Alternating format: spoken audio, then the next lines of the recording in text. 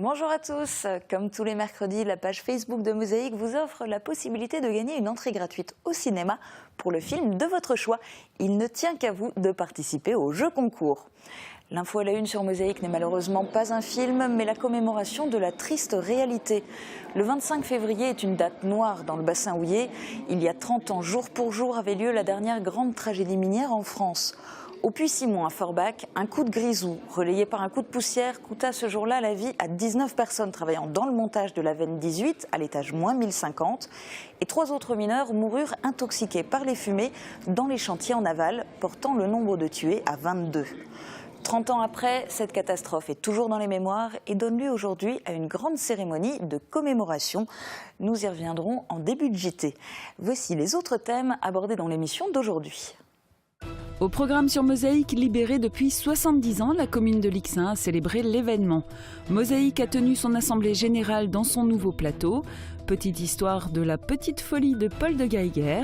Tendance art-culture, Julia Pinchard s'exprime grâce à la vidéo. Enfin, côté dessert, un accompagnement original pour la glace à la vanille. Et puis mon invitée aussi aujourd'hui, Sandra Fuchs, directrice du CIO de Sarreguemines. On parlera tout à l'heure de l'orientation des jeunes, de troisième, de seconde et de terminale, bien sûr. En attendant, plongeons dans le passé avec Replay. Le 25 février 2010, Mosaïque filmait l'écozone en train de sortir de terre à l'entrée sud de Sarreguemines. Regardez. Vos données sont accessibles où que vous soyez, avec ou sans votre ordinateur. Pour les pros, la solution, c'est le cloud ID Réseau.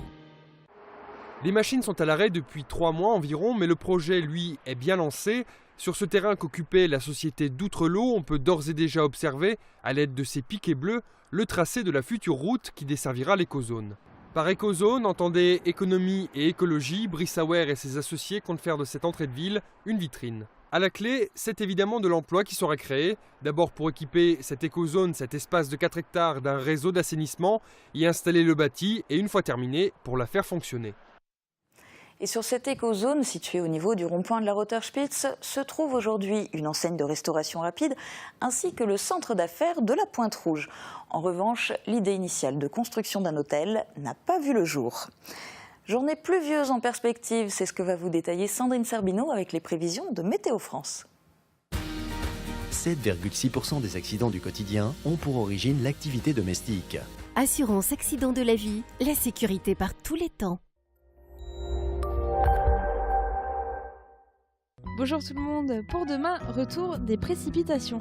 Des éclaircies seront présentes pour la partie est du département, alors que les nuages conserveront l'avantage pour la partie ouest. Des précipitations finiront par s'étendre à tout le département et les pluies seront cette fois-ci bien plus marquées. Côté température, les minimales iront de -1 à 3 degrés et les maximales de 5 à 8 degrés. Demain jeudi 26 février, pensez à souhaiter une bonne fête au Nestor. Le soleil nous accompagnera de 7h17 à 18h07. Et comme chaque mercredi, je retombe en enfance et c'est également l'occasion pour nos journalistes de donner la parole aux enfants. Et cette semaine, ils s'expriment sur la phrase suivante: qui sème bon grain récolte bon pain. Je vous souhaite à tous une excellente journée et vous retrouve dès demain.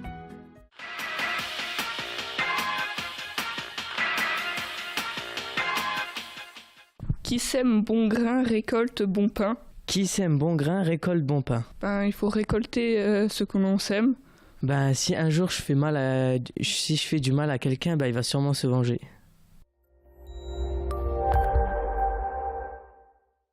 Je parraine un ami et tout le monde y gagne. Mon filleul, ma banque et moi. Au Crédit Mutuel, un client satisfait rayonne. Le Conseil régional de Lorraine vous présente la météo des neiges.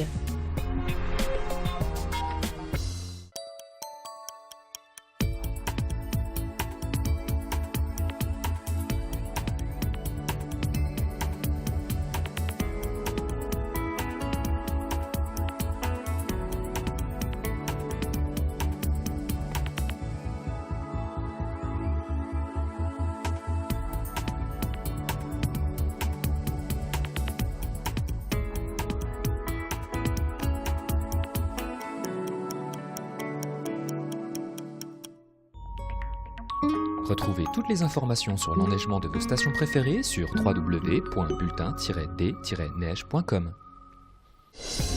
Le Conseil régional de Lorraine vous a présenté la météo des neiges. Et maintenant, tour d'horizon des titres à la une du Républicain lorrain aujourd'hui. En page régionale, après l'annonce de l'abrogation d'un arrêté préfectoral illégal concernant l'ouverture des commerces le dimanche, on se dirige vers un âpre combat syndical. Cet épineux dossier revient maintenant au Conseil général de la Moselle, qui ne s'en est pas encore saisi, mais patronat et syndicats ont déjà ouvert ce débat qui promet d'être chaud. En page locale, nous vous en parlions hier dans le JT de Mosaïque, le RL fait aujourd'hui sa une sur le dernier conseil municipal de Sarreguemines. Les élus sarregueminois ont débattu de la politique d'investissement et de la stratégie financière qui préfigure les grandes lignes du prochain budget primitif de la commune. Enfin, chez nos voisins, l'édition de Forbach est bien évidemment largement consacrée à la catastrophe du Puy-Simon qui a eu lieu il y a 30 ans, jour pour jour. Le Républicain lorrain publie à nouveau sa une du lendemain du drame avec les photos des victimes. On en parle dans un instant en images dans le JT de Mosaïque.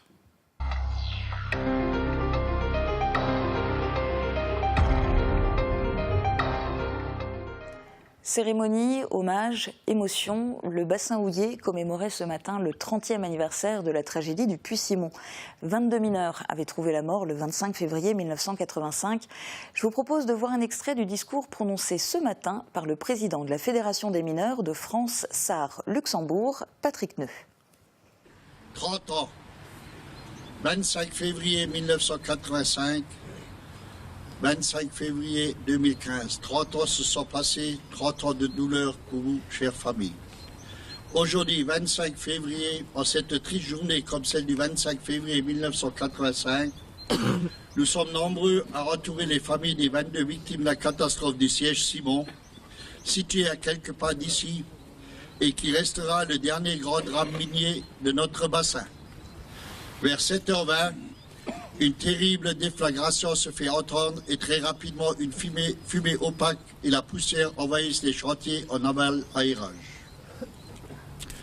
Pour 22 camarades, la mine était leur vie et dans cette mine, ils ont laissé leur dernier souffle, laissant derrière eux un enfant, une épouse, un père, une mère, un frère, un ami ou un camarade. Le plus jeune avait 19 ans et le plus ancien 53. Le pays pleure ses mineurs. Les mineurs sont effondrés et vous, chère famille, votre vie a soudainement basculé. La douleur et le désespoir vous envahissant. Le matin, vous avez dit au revoir à un être cher sans vous douter que c'était la dernière fois. Et une attente qui a dû vous paraître interminable. Cette douloureuse réalité est apparue et vous l'avez affrontée avec courage. Aujourd'hui, la mémoire de nos victimes est toujours bien vivante et tous ceux qui ont vécu ou subi ce drame n'oublieront jamais ce 25 février 1985. Et nous en reparlerons demain avec un reportage complet dans le JT et surtout vendredi à travers une émission spéciale dans laquelle vous verrez en détail la commémoration de ce matin, mais aussi un magazine réalisé par Francis Brabant le 25 février 1985 aux côtés des familles qui étaient dans l'attente de nouvelles de leurs proches. 2015 est une année riche en commémorations. Il s'agit en effet du 70e anniversaire de la fin de la Seconde Guerre mondiale. Bon nombre de villages en profitent pour célébrer leur libérateur, comme ce fut le cas à Lixin-les-Roulins, où une cérémonie a permis de fêter les héros du village.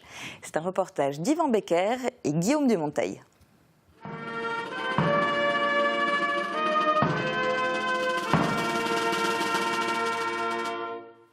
Lixin se souvient des boys américains venus libérer le village dominé par les Allemands. 22 soldats de la bannière étoilée ont péri durant cette opération. On a été libérés très tard, puisque le 17 février, alors que Roulin était déjà libéré en décembre, donc les gens étaient dans les caves, c'était très très dur. Il y a eu le premier assaut le 6 février, et là il y a eu déjà 17 morts américains et 40 blessés. Et ensuite ils sont revenus en surnombre, et puis l'assaut a été donc fructueux le 17 février. Un jeune habitant de la commune a prononcé les noms et prénoms des soldats américains décédés.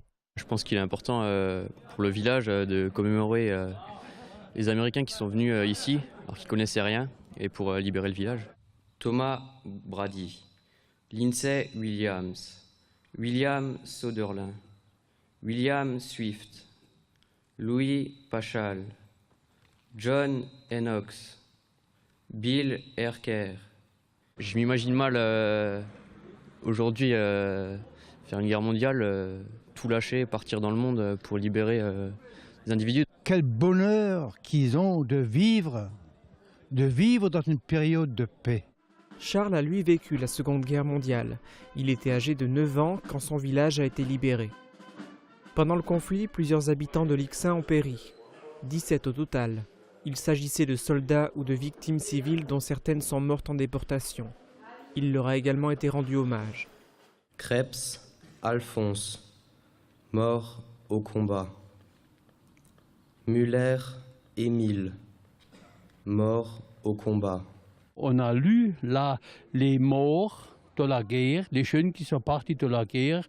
Je connaissais presque tous, que je connaissais personnellement, et j'ai de nouveau remis ça dans ma tête aujourd'hui.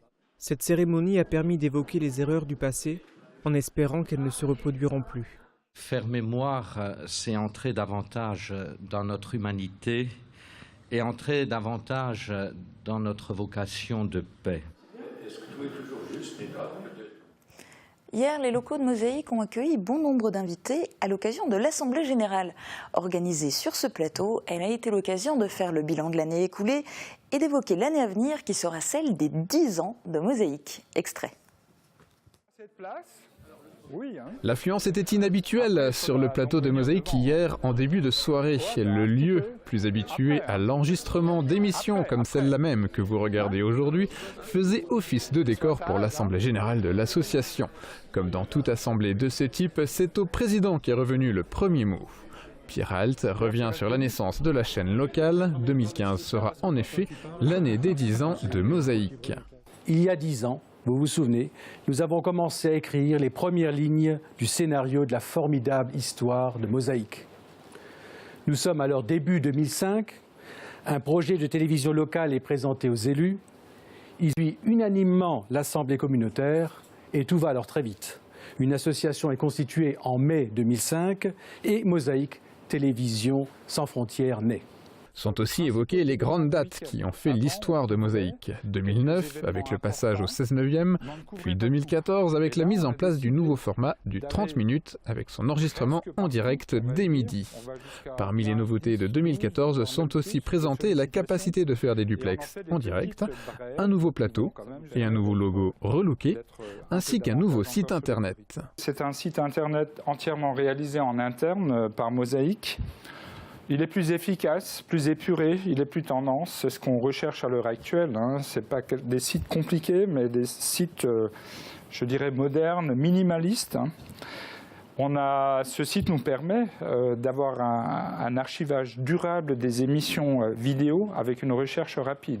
Assemblée Générale oblige, sont aussi présentés les résultats financiers de la chaîne. En 2014, les subventions de la communauté d'agglomération Sarreguemines-Confluence et de la ville de Sarralbe n'ont représenté que 43% des sources de financement de la chaîne. 53% viennent de recettes commerciales propres liées à des films d'entreprise ou des recettes publicitaires. Cette année, le résultat net est positif, il s'élève à 19 175 €. Face à l'avenir et l'année 2015 déjà entamée, le directeur rappelle les projets de la chaîne, une poursuite d'un plan de progrès établi qui se traduit par la volonté d'être diffusée sur la box Free, de devenir une chaîne plus participative, de développer un réseau de vente et surtout de faire des 10 ans de Mosaïque un événement mémorable. Et puis je vous avais dit, on va parler maintenant d'orientation. Et pour ce faire, Sandra Fuchs s'est libérée. Merci beaucoup d'avoir pu vous libérer parce que, en tant que directrice du CIO, ça doit être un petit peu compliqué, un petit peu chargé l'emploi du temps en ce moment. Tout à fait. Bonjour Julia. Effectivement, 3 niveaux d'orientation sont concernés pendant cette période. Le poste 3e, le poste second et le poste terminal. Le CIO accueille énormément de public en ce moment et les conseils d'orientation sont fortement mobilisés dans les établissements. Alors on va en parler un petit peu plus en détail, on va commencer dans l'ordre. Par les troisièmes, c'est quelque part le premier grand choix de leur vie. Tout à fait, c'est le premier palier d'orientation pour eux. Donc les élèves vont effectuer des vœux provisoires, donc les intentions d'orientation au courant janvier-février, après avoir vu les conseillers d'orientation en permanence, avoir eu des séances d'information. Et là, effectivement, on arrive à l'heure des conseils de classe, courant mars, deuxième quinzaine de mars pour les établissements. Et l'équipe éducative va donner un avis sur les vœux provisoires des élèves. Alors ces vœux, concrètement, ils ont le choix entre quoi et quoi à l'issue de la troisième? Ils ont trois possibilités. Ils ont la seconde générale et technologique pour se diriger vers des bacs généraux ou des bacs technologiques après la seconde, la voie professionnelle vers une seconde professionnelle ou la voie professionnelle vers une première année de CAP. Mais en général, les CAP, en tout cas dans notre district, sont réservés pour des élèves à public prioritaire. Des élèves de SECPA, des élèves de LIS par exemple. Et alors en sachant aussi que le premier des choix que vous évoquiez, la seconde générale et technologique, ça veut dire aussi décider en même temps si c'est en allant vers un lycée technique ou vers un lycée général. Non, c'est ce qu'on pense en général. Mais en fait, les élèves vont en seconde générale et technologique. C'est une seconde qui est indéterminée, avec un tronc commun qui se fait dans tous les lycées. À cela, les familles vont rajouter 2 enseignements d'exploration, et ce sont seulement ces 2 enseignements d'exploration qui vont donner une petite coloration à la seconde. C'est après la seconde que le choix vers la voie générale ou la voie technologique va se faire pour l'élève. Mais comment ils décident alors à la fin de la troisième? Les jeunes qui décident de faire une seconde générale et technologique, comment ils décident s'ils la font dans un lycée général ou dans un lycée technique?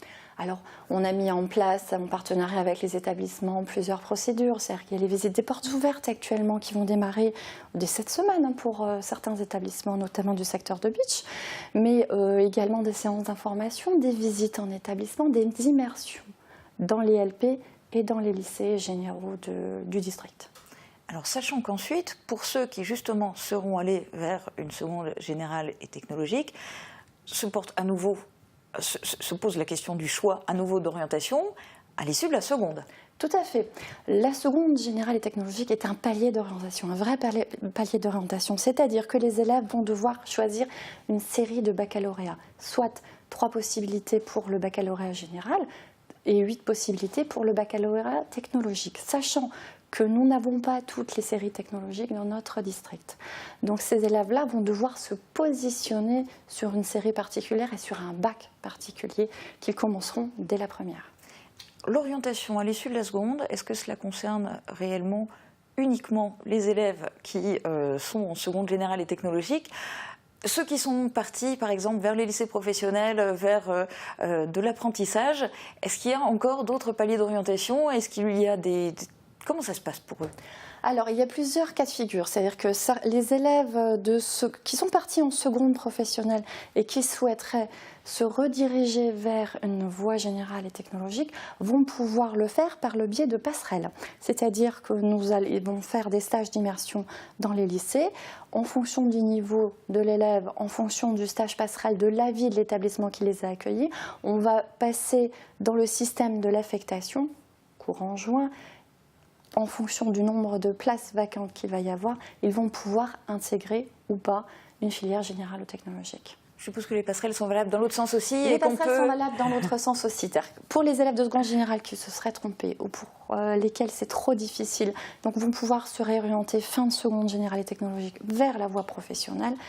Si par contre ils sont restés jusqu'en classe de première, des passerelles existent également à ce niveau-là.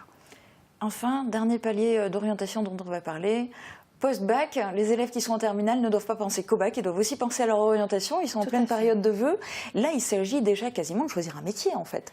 Tout à fait. Alors, la procédure post-bac est beaucoup plus complexe que les 2 autres procédures. Nous rentrons sur un système d'admission post-bac national. C'est-à-dire qu'il y a 2 cas de figure. Soit les formations que les élèves visent entrent dans cette procédure, ce portail admission post-bac. Il s'agit notamment des filières à l'université, au niveau des BTS, au niveau des lycées, des BTS, des DUT, certaines écoles d'art, certaines écoles de commerce. Donc, à ce moment-là, ces élèves vont devoir respecter, et ça c'est vraiment le maître mot, respecter les délais, respecter 4 étapes. Première étape, s'inscrire sur le portail admission post-bac du 20 janvier au 20 mars. On est en pleine première étape. Les élèves ont jusqu'au 20 mars 18h pour pouvoir monter un dossier et s'inscrire. Donc ça, c'est extrêmement important. Passé ce délai-là, on ne pourra plus faire de vœux provisoires, de vœux avant la phase de place vacante. Deuxième étape importante pour ces élèves, constituer un dossier, valider leurs vœux et envoyer ce dossier avant le 2 avril. Un vœu est égal à un dossier complet avec les bulletins et toutes les pièces demandées, les CV, les lettres de motivation. Ensuite, ils ont jusqu'au 31 mai pour hiérarchiser les vœux. L'ordre des vœux est extrêmement important. À partir du moment où sur le site admission post-bac, vous avez le vœu qui est satisfait, tous les autres vœux ne sont plus pris en compte. Quatrième étape, la phase d'admission. Il y a 3 possibilités de phase d'admission, le 8 juin, le 25 juin et le 14 juillet. Si l'élève n'est toujours pas affecté après le 25 juin, il peut postuler sur une phase complémentaire. Alors ça, j'allais dire, quelque part, c'est presque facile, même si ça l'est jamais, mais pour ceux qui savent très clairement ce qu'ils veulent faire. Tout à fait. Mais bien souvent, les jeunes sont un petit peu perdus, à pas trop savoir, parce que par la force des choses, ils ne connaissent pas la plupart des métiers, la plupart des filières. Ceux-là, ceux qui ne savent pas, qui n'ont pas de piste, vous faites comment pour les aider, pour les conseiller? Alors on les a aidés bien en amont. Donc on avait déjà le salon Réaction qui s'est déroulé à Metz cette année. Donc il y a déjà eu un grand moment de temps fort. On a eu un deuxième temps fort lors de notre forum orientation du mois de janvier où ils ont pu rencontrer les différentes écoles et les différents professionnels. Mais nous mettons en place également au CIO depuis plusieurs années des bilans d'orientation approfondis, c'est-à-dire des entretiens personnalisés où on accueille justement ce type d'élèves qui vraiment en terminale ne savent pas du tout quoi faire. Et on va pouvoir les accueillir, les aider, passer des questionnaires d'intérêt, faire le point beaucoup plus longuement, on va dire, sur leur voie d'orientation. Et donc en particulier ceux-là, on va les adresser chez vous. Donc on vous rappelle les coordonnées du CIO, 21 rue de la Paix à Sarreguemines. Le lundi après-midi, c'est sur rendez-vous. Et sinon, c'est avec ou sans rendez-vous du mardi au vendredi de 9h à midi et de 13h à 17h. Merci beaucoup Sandra pour toutes ces précisions. Je vous en prie. L'émission continue dans un instant.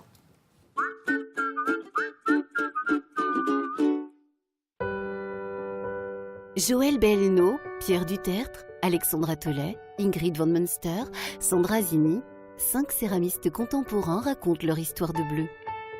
Exposition jusqu'au 15 mars 2015 au musée de la Faïence.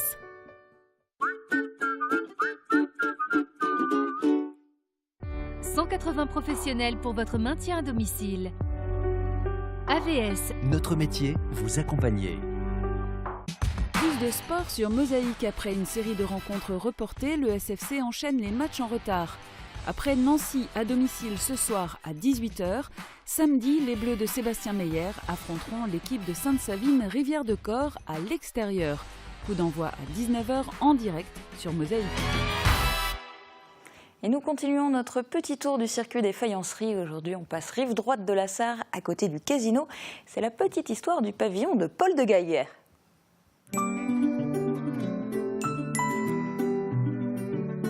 FBS, du bon temps par tous les temps.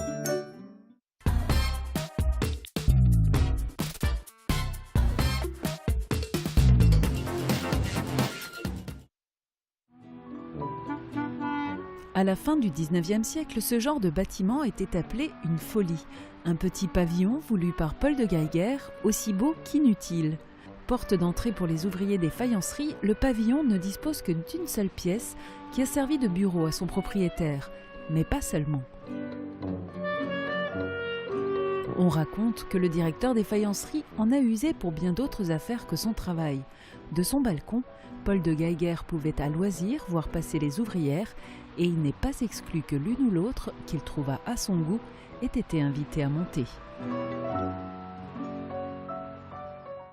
Notre rubrique Tendance explore aujourd'hui le monde de l'art. Julia Pinchard est étudiante aux Beaux-Arts à Metz.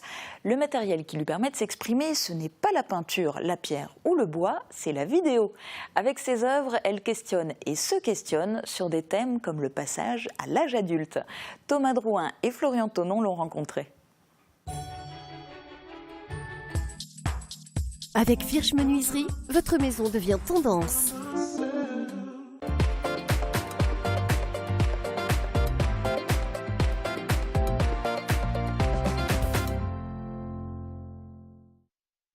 je filme comme je suis, c'est-à-dire que je suis quelqu'un d'assez assez nerveux, assez maladroit, enfin, j'ai un côté un peu brutal, un peu... Enfin...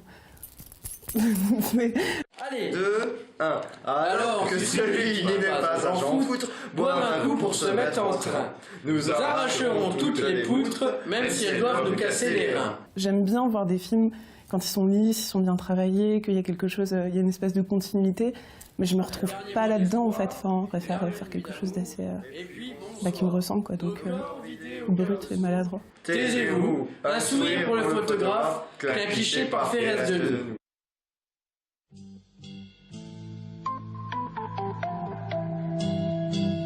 On me dit souvent que je fais plus de la socio, de documentaire socio, expérimental, plutôt qu'une production artistique, en fait. Et du coup, on me dit souvent, mais en quoi c'est de l'art? Enfin, en quoi... J'en sais rien, en fait. Je peux pas répondre à cette question, c'est parce que justement, je me pose des questions et que j'attends, entre guillemets, enfin, j'attends, c'est une grosse responsabilité, du coup, pour les autres. Mais non, c'est pas ça, c'est... Non, là, je pense que j'attends plus des réponses que j'en donne.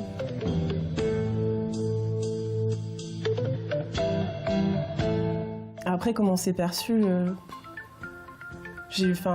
pour mon tout premier projet, j'avais eu des réactions tellement différentes. C'était vraiment épidermique, quoi. Il y a des gens qui m'ont sauté au cou, qui m'ont dit « Ah, mais ça m'a touché, ce que t'as fait ». Il y en a d'autres qui m'ont dit « Mais c'est du voyeurisme, c'est honteux ». On m'a reproché aussi l'an dernier, on me dit mais il y a des fois on étouffe quand on n'a pas le temps de reprendre notre respiration pendant tes films parce que ça t'enchaîne, quoi. Et tu sors de là, t'es essoré, qu'est-ce qui vient de m'arriver, quoi.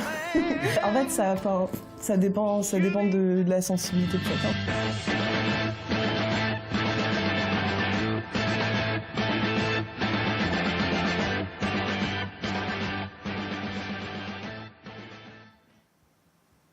De la glace en hiver, et pourquoi pas, Jean-Marc Mardinet vous propose, afin de clore son menu, un accompagnement original pour la glace à la vanille.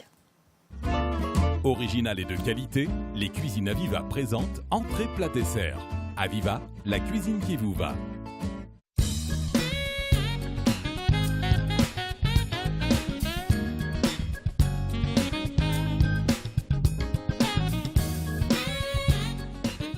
Bonjour, aujourd'hui on va parler sucré. On a une glace vanille sauce miel, ça me tient un tout petit peu à cœur. C'est un souvenir de mon apprentissage à l'Auberge de Strasbourg à Bitche. Peu d'ingrédients mais beaucoup d'effets pour ce dessert. Commencez par faire chauffer le miel dans une casserole, prélevez les zestes d'une orange et découpez-les en lamelles très fines, puis pressez les oranges. Ajoutez les zestes d'orange au miel, portez à ébullition puis ajoutez le jus d'orange. Écumez tant que de la mousse se forme à la surface, cela permettra à la sauce de rester claire. Ajoutez le whisky, faites attention, si vous en mettez trop, la sauce risque de devenir amère. Laissez cuire jusqu'à ce que les zestes deviennent translucides, cela doit prendre environ 15 minutes. À la fin de la cuisson, laissez refroidir complètement jusqu'au moment de servir. Nappez les boules de glace de sauce au miel et accompagnez d'une chantilly maison. Pour une chantilly plus légère, mettez du lait dans le fond du siphon. Pas trop tout de même, elle risquerait de ne pas tenir.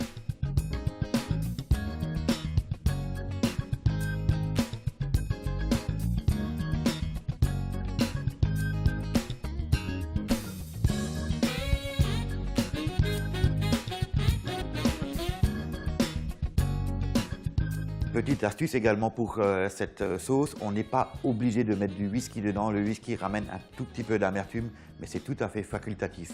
Bon appétit!